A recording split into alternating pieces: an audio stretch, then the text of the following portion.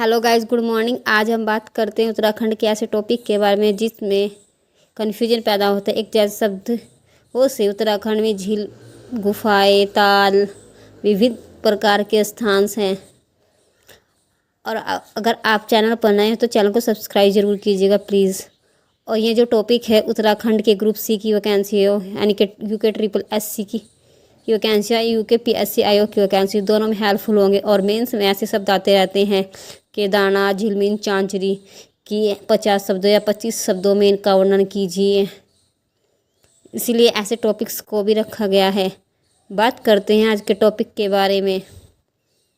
केदारनाथ मंदिर रुद्रप्रयाग में स्थित है और मंदाकिनी नदी के तट पर है।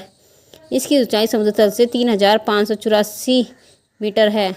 और केदारनाथ शीतकालीन की पूजा शीतकालीन में ऊखीमठ के ओमकारेश्वर मंदिर में की जाती है। यह भी रुद्रप्रयाग में स्थित है।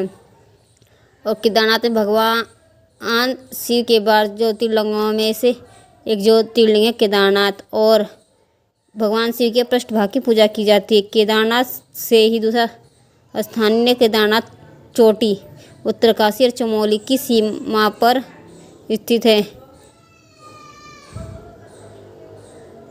केदारनाथ पर्वत चोटी, इसकी ऊंचाई 6968 मीटर है।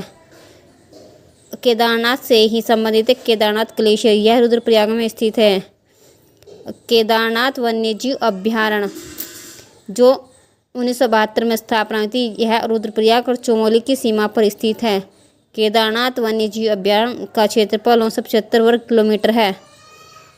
यहाँ पर हिमालय तेंदुआ और कस्तूरी मृग पाए जाते हैं। और राज्य का सबसे बड़ा वन्यजीव अभ्यारण्य केदारनाथ वन्यजीव अभ्यारण्य। और केदारनाथ के नाम से केदारनाथ आपदा से निपटने हेतु ऑपरेशन सूर्यहोप चला गया था, जब चोराबाड़ी ताल से मंदाकिनी नदी में बाढ़ आई थी। गाइस, ये केदारनाथ से संबंधित फैक्ट थे कि केदारनाथ से हमारे यहाँ पर मंदिर भी है, पर्वत चोटी भी है, ग्लेशियर भी है, वन्यजीव अभ्यारण्य भी है, ऑपरेशंस भी चलाया गया था केदारनाथ आपदा से संबंधित।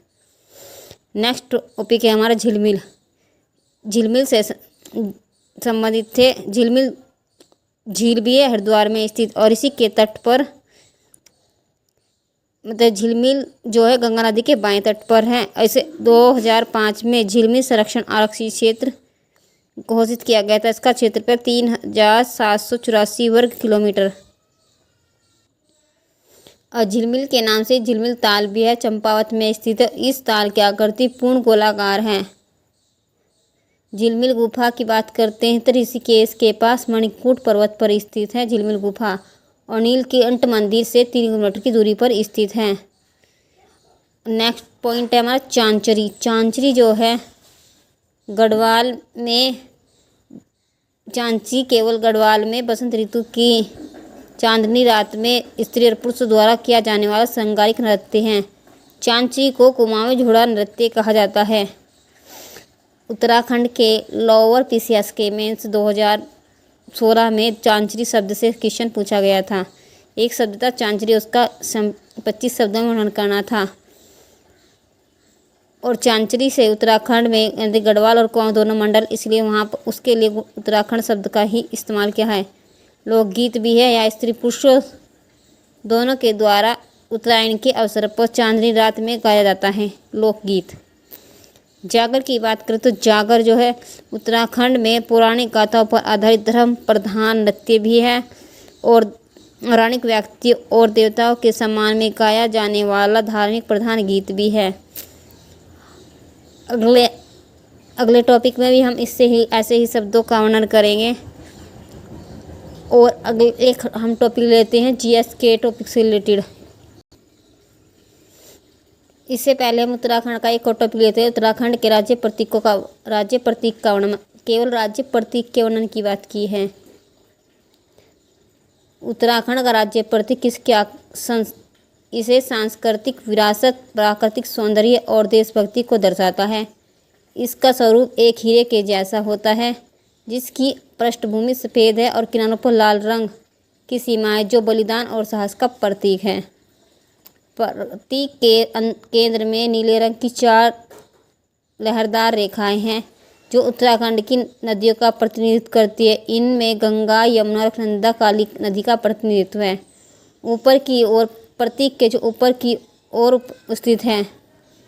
राष्ट्रीय प्रतीक 4 सिंहों वाला अशोक स्तंभ भी उत्तराखंड के राज्य प्रतीक में लिया गया है, जो भारत सरकार की संप्रभुता और उत्तराखंड की अखंडता का प्रतीक है।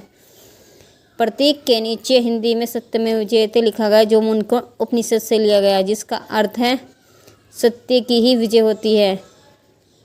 इस चिन्ह का उपयोग राज्य सरकार के सभी आधिकारिक दस्तावेजों, भवनों और योजनाओं में किया जाता है। यह प्रतीक उत्तराखंड की धार्मिक आस्था, प्राकृतिक धरोहर और वीरता को सुंदर रूप देता है। इस टॉपिक में को मैंने ज़्यादा अच्छे से करने की कोशिश की है। और कोई बात करते हैं जीएस के टॉपिक के। उद्देशिका से मेंस में एक क्वेश्चन पूछा गया था हाल फिलहाल के एग्ज़ाम में, मेंस के एग्ज़ाम में पूछा गया था उत्तराखंड के ही। तो इसी में बात कर लेते हैं। उद्देशिका संविधान के अनेक प्रावधानों में निहित सामान्य उद्देश्यों को व्यक्त करता है और संविधान निर्माता की सोच की कुंजी व्याख्या करनी है।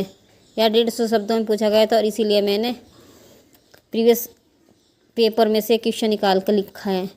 उद्देशिका भारतीय संविधान की प्रस्तावना है, जो संविधान के मूल दर्शन, आदर्श और उद्देश्यों को स्पष्ट रूप से अभिव्यक्त करती है। यह न केवल संविधान की प्रस्तावना है, बल्कि संविधान की आत्मा मानी जाती है। उद्देशिका में उल्लेखित न्याय, स्वतंत्रता, समता और बंधुता जैसी तत्व संविधान के विभिन्न प्रावधानों में विकसित होते हैं।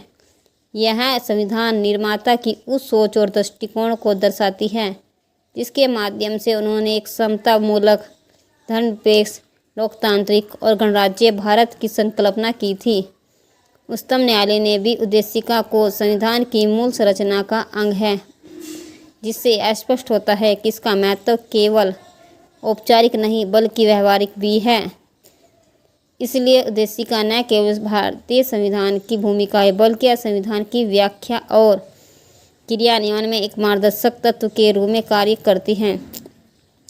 हाल ही में किसी चर्चित निर्णय में उच्चतम न्यायालय ने अनुच्छेद 142 के तहत विवाह संबंधी विवाद का समाधान किया है। हाल ही में भारत के राष्ट्रपति जगदीप धनखड़ ने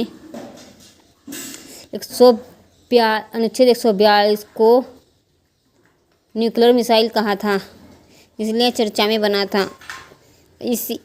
और यह विवाद 2025 से संबंधित है। हाल ही में सुप्रीम कोर्ट ने अनुच्छेद 142 का उपयोग करते हुए एक चर्चित निर्णय दिया है। अप्रैल 2025 में अदालत ने झारखंड हाई कोर्ट के फैसले को पलटते हुए एक विवाह को इररिट्रीवेबल ब्रेकडाउन अर्थात अपूरणीय टूटाव के आधार पर खत्म किया है।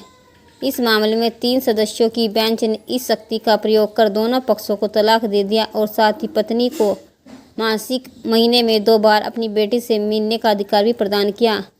यह निर्णय दर्शाता है कि सुप्रीम कोर्ट अनुच्छेद 142 के तहत पूर्ण न्याय सुनिश्चित करते हुए अत्यंत संवेदनशील पारिवारिक मामलों में भी हस्तक्षेप कर सकती है।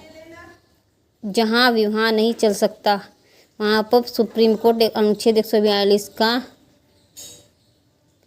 के तहत विवाह पक्षों का तलाक कर सकती है। हाल ही में अनुच्छेद 143 भी चर्चा में बना हुआ था। अनुच्छेद 143 का संक्षिप्त वर्णन करने की कोशिश की गई है।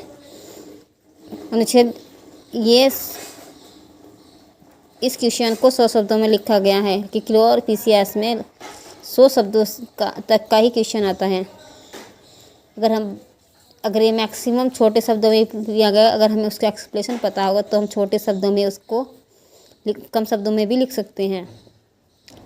अनुच्छेद 143 का संक्षिप्त वर्णन किया है। अनुच्छेद 143 भारतीय संविधान में राष्ट्रपति को परामर्शात्मक अधिकार प्रदान करता है। इसके अंतर्गत राष्ट्रपति किसी भी महत्वपूर्ण विधिक या संवैधानिक प्रश्न पर सर्वोच्च न्यायालय से परामर्श मांग सकते हैं। यह 2 प्रकार की परिस्थितियों में किया जा सकता है। एक है यदि कोई ऐसा प्रश्न हो जो सार्वजनिक महत्व का हो और उस पर कानूनी राय आवश्यक हो जाए। दूसरा है कि पहले से कोई विवाद या मुद्दा उठा हो जिस पर न्यायालय का मत जानना आवश्यक हो जाए। हालांकि सर्वोच्च न्यायालय द्वारा किया गया परामर्श बाध्यकारी नहीं होगा, फिर भी इसका विशेष महत्व होता है। भारत के राष्ट्रपति सर्वोच्च न्यायालय से परामर्श ले सकते हैं, परंतु यह आवश्यक नहीं है कि भारत के राष्ट्रपति सर्वोच्च न्यायालय का परामर्श मानने के लिए बाध्यकारी हो। गाइस, चैनल पर नए तो चैनल को सब्सक्राइब कीजिएगा, अपने दोस्तों के साथ शेयर कीजिएगा और वीडियो को लाइक कीजिएगा। धन्यवाद।